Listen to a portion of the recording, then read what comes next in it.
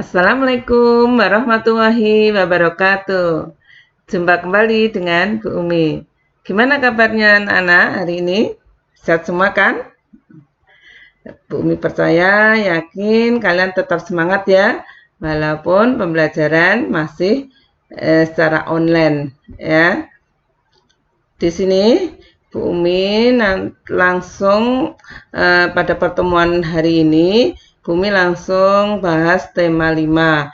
Sebab di tema 4, subtema 3 masih berkaitan dengan hak, kewajiban, dan tanggung jawab yang telah kita bahas di subtema 1 dan subtema 2 tema 4. Jadi Bu Umi langsung sekarang pada pertemuan hari ini langsung tema 5 subtema 1. Ya, sebelum kita bahas ya tema 5 subtema 1, mari kita berdoa terlebih dahulu ya, membaca basmalah bersama-sama. Bismillahirrahmanirrahim. Semoga dengan bacaan basmalah kita dipermudahkan, diberi kelancaran, dan diberikan kepahaman ya. Sebelum Bu Umi bahas peristiwa Sumpah Pemuda, ayo anak-anak, sekarang tanggal berapa? Tanggal 10 November. Ada peristiwa apa di tanggal 10 November itu? Pasti kalian sudah tahu ya? Ya, Bu Umi hanya mengingatkan. Tanggal 10 November ya, di tahun 1945 ada peristiwa di Surabaya terjadi perlawanan bangsa Indonesia dengan Belanda ya, pada saat Indonesia sudah merdeka, sehingga terjadilah pertumpahan darah ya, untuk memperebutkan Surabaya dari tangan Belanda. Nah, untuk mengenang para pahlawan yang telah gugur ya pada peristiwa 10 November, maka diperingatilah tanggal 10 November 1945 diperingati sebagai Hari Pahlawan. Ya, ini nanti besok Bu Umi lebih jelaskan lagi ketika nanti kalian masuk semester 2 pada tema 7 ya. Nah, pada kesempatan hari ini Bu Umi langsung ya membahas tentang peristiwa Sumpah Pemuda.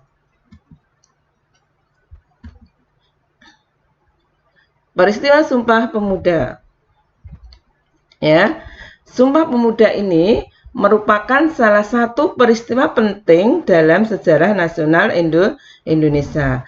Peristiwa ini menyadarkan masyarakat Indonesia yang kala itu berada di bawah penjajahan Belanda dan menyadari pentingnya persatuan kesatuan untuk melawan penjajah, karena pada saat itu masih bersifat kedaerahan ya, belum merasakan pentingnya persatuan dan kesatuan untuk melawan penjajah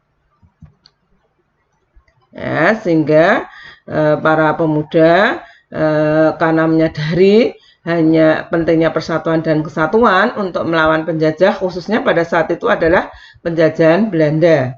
Ya, Sumpah Pemuda merupakan hasil keputusan Kongres Pemuda kedua yang diselenggarakan pada tanggal 27 sampai 28 Oktober 1928 di Jakarta. Ya. Sekarang mungkin anak-anak sudah pernah dengar ya Ikrar Sumpah Pemuda, bahkan mungkin kalian sudah hafal. Nah, Bu Umi akan bahas latar belakang terjadinya Sumpah Pemuda. Latar belakang ya terjadinya Sumpah Pemuda adalah yang pertama, penderitaan penduduk akibat penjajahan ya, yang pada saat itu adalah Belanda. Banyak bangsa Eropa yang datang ke Indonesia dikarenakan apa? Karena sumber daya alam Indonesia yang sangat melimpah ruah ya. Yang kedua, munculnya organisasi modern pertama yaitu Budi Utomo dan organisasi-organisasi kedaerahan yang dibentuk oleh pemuda. Yang ketiga, kesadaran pemuda akan pentingnya persatuan.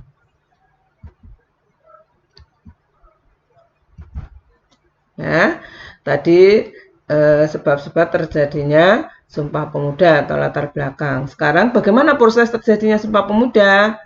Ya, proses terjadinya Sumpah Pemuda ini terjadi 2 kali ya anak-anak. Kongres Pemuda pertama gagal, dilanjutkan Kongres Pemuda kedua. Pada tanggal 30 April sampai 2 Mei 1926 diselenggarakan Kongres Pemuda pertama di Jakarta. Kongres ini dihadiri oleh wakil-wakil organisasi pemuda dan tujuannya menanamkan semangat kerja sama antar organisasi pemuda. Itu kongres yang pertama. Yang kedua dilanjutkan tanggal 27 sampai 28 Oktober diadakan Kongres Pemuda kedua. Nah, Kongres Pemuda kedua inilah yang nantinya akan menghasilkan Ikrar Sumpah Pemuda. Ya, dan pada saat kongres inilah ya, lagu Indonesia pertama kali didengarkan.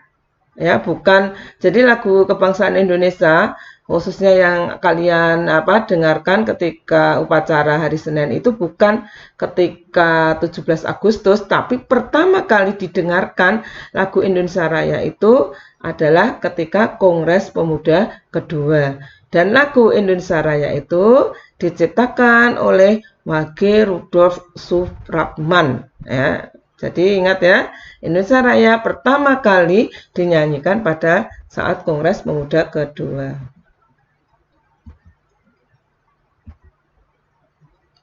Nah, Bu Umi akan bahas secara singkat Kongres Pemuda pertama, nanti Kongres lanjut Kongres Pemuda kedua. Kongres Pemuda pertama, ya, tadi sudah Bu Umi jelaskan, terjadi pada tanggal 30 April sampai 2 Mei 1926. Ketuanya siapa? Muhammad Tabrani. Ini dari Jong Java. Ya, ingat ya, mungkin kalian ketika kelas 3 atau kelas 4 ada perkumpulan-perkumpulan yang sifatnya kedaerahan yang belum mementingkan rasanya persatuan itu lebih penting, jadi masih bersifat daerah.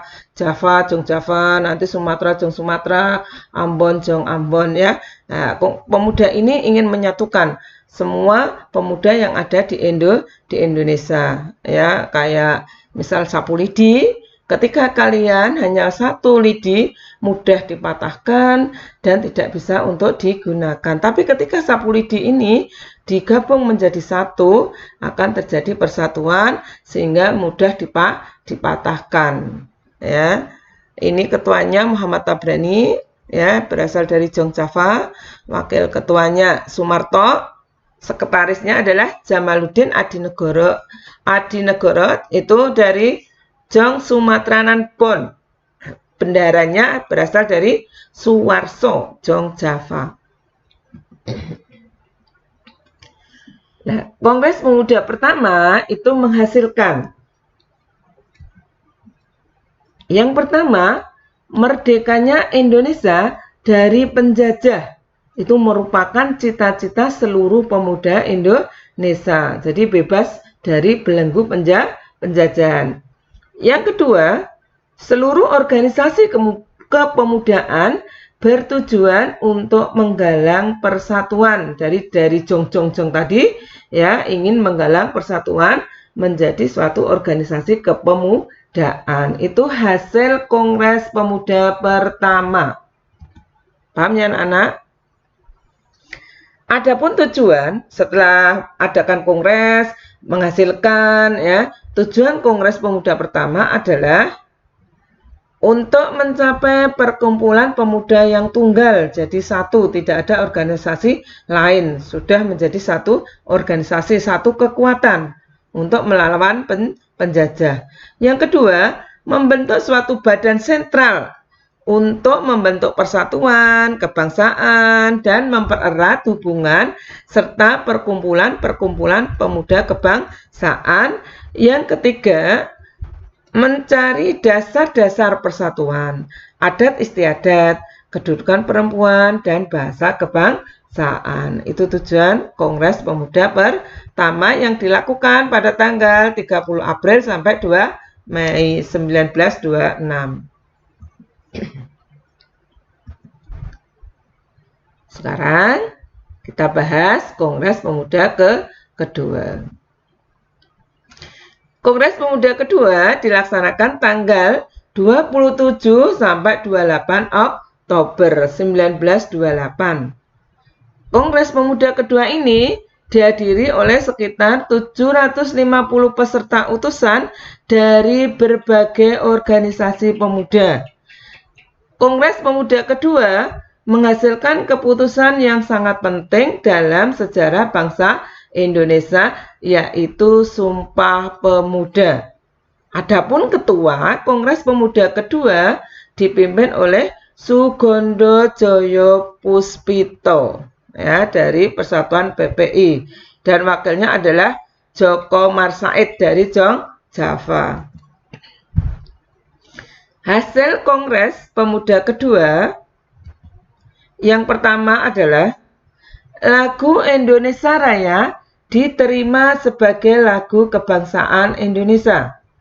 Yang kedua, Sang Merah Putih diterima sebagai bendera Indonesia. Yang ketiga, peleburan menjadi satu semua organisasi pemuda dengan nama Indonesia Muda dan diikrarkannya Sumpah Pemuda.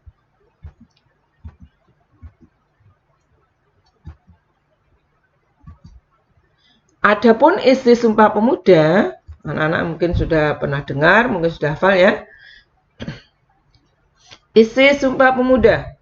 Pertama, kami, putra dan putri Indonesia, mengaku bertumpah darah satu tanah air Indonesia. Kami, putra dan putri Indonesia, mengaku berbangsa yang satu bangsa Indonesia. Kami, putra dan putri Indonesia, menjunjung bahasa persatuan bahasa Indonesia. Ya, itu isi Sumpah Pemuda. Selain mengucapkan ikrar, pada saat itu pertama kalinya lagu Indonesia yang diciptakan oleh W.R. Supratman didengarkannya, ya. Ini untuk meningkatkan semangat persatuan dan kesatuan bangsa di kalangan pemuda untuk segera membentuk sebuah negara yang merdeka dan berdaulat. Setelah merdeka, lagu Indonesia Raya ini menjadi lagu kebangsaan Indonesia. Paham anak-anak? Adapun nilai yang terkandung dalam Sumpah Pemuda, yang pertama adalah berjuang tanpa pamrih, ya. Berani karena benar. 3, pantang menyerah. Yang keempat, menegakkan keadilan dan kebenaran. Yang kelima adalah rela berkorban. Ya, itu tadi tentang Sumpah Pemuda. Sekarang Bu Umi bahas lagi ya, usaha untuk mempertahankan persatuan dan kesatuan bangsa Indonesia. Adapun caranya, yang pertama adalah saling menghormati dan menghargai, ya, perbedaan yang ada. Yang kedua, menghargai hak dan kewajiban antar anggota masyarakat. Ya, jadi hak dan kewajiban sama masyarakat wajib dihargai. Yang ketiga, bergotong royong melakukan berbagai kegiatan. Karena dengan adanya gotong royong, ya, manfaatnya adalah pekerjaan yang susah jadi mudah, pekerjaan cepat selesai, dan menjalin silaturahmi dengan adanya gotong royong. Yang keempat adalah memiliki sikap peduli terhadap lingkungan sekitarnya, termasuk pada tetangga, terhadap alam yang ada sekitarnya. Yang kelima, menghargai pendapat orang lain saat bermusyawarah. Selanjutnya, menolong tetangga yang mengalami musibah dan memiliki rasa toleransi antar sesama. Ya. Sekarang Bu Umi lanjutkan lagi. usaha mempertahankan Negara Kesatuan Republik Indonesia. Ya. Yang pertama adalah organisasi Budi Utomo. Yang dipimpin oleh atas idenya Dr. Wahidin Sudirohusodo dan dibentuk oleh Dr. Sutomo, ya. Budi Utomo ini didirikan pada tanggal 20 Mei 1908 sebelum Kongres Pemuda, ya. Organisasi ini berdiri berdasarkan pemikiran seorang lulusan sekolah dokter Jawa, Stovia, ya, bernama Dr. Wahidin Sudirohusodo. Ide ini menarik perhatian seorang mahasiswa Stovia yang bernama Sutomo yang akhirnya mendirikan organisasi modern pertama di Indonesia bernama Budi Utomo. Sehingga setiap tanggal 20 Mei diperingati sebagai Hari Kebangkitan Nasional, ya. Keberadaan Budi Utomo ini menumbuhkan semangat dan menandai terjadinya kebangkitan bangsa secara nasional. Sementara kebangkitan pemuda Indonesia ditandai dengan peristiwa Sumpah Pemuda pada tanggal 28 Oktober 1928, ya, tanggal 28 Oktober mesti diperingati sebagai Hari Sumpah Pemuda. Adapun usaha untuk mempertahankan NKRI adalah bersatu dalam keragaman suku, budaya, bahasa, dan agama. Sudah pernah kita bahas, ya. Yang kedua, mengharumkan nama bangsa dan negara. Ya. Yang ketiga, menempatkan kepentingan bangsa di atas kepentingan pribadi dan golongan. Yang keempat, mentaati peraturan yang berlaku. Ya. Yang kelima, mengikuti kegiatan-kegiatan yang menunjukkan adanya persatuan. Adapun cara meningkatkan rasa cinta tanah air kepada tanah air Indonesia, ya. Yang pertama adalah memiliki sikap patriotisme, menggunakan produk Indonesia, melestarikan budaya dan tradisi Indonesia. Yang terakhir adalah meningkatkan kerukunan antar warga masyarakat. Ya, sekarang kalian tinggal menikmati, mengisi kemerdekaan, ya, dengan cara belajar dengan sungguh-sungguh, ya.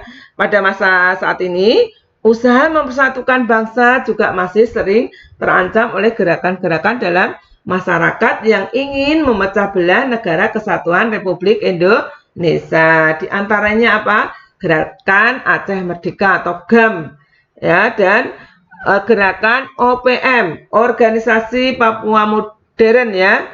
Itu merupakan gerakan masyarakat yang ingin memisahkan diri dari NKRI pada masa Orde Baru. Setelah masa Orde Baru selesai, digantikan oleh masa reformasi. Para pemimpin nasional pada masa itu berusaha keras melakukan perundingan-perundingan untuk meredam aksi perpecahan tersebut.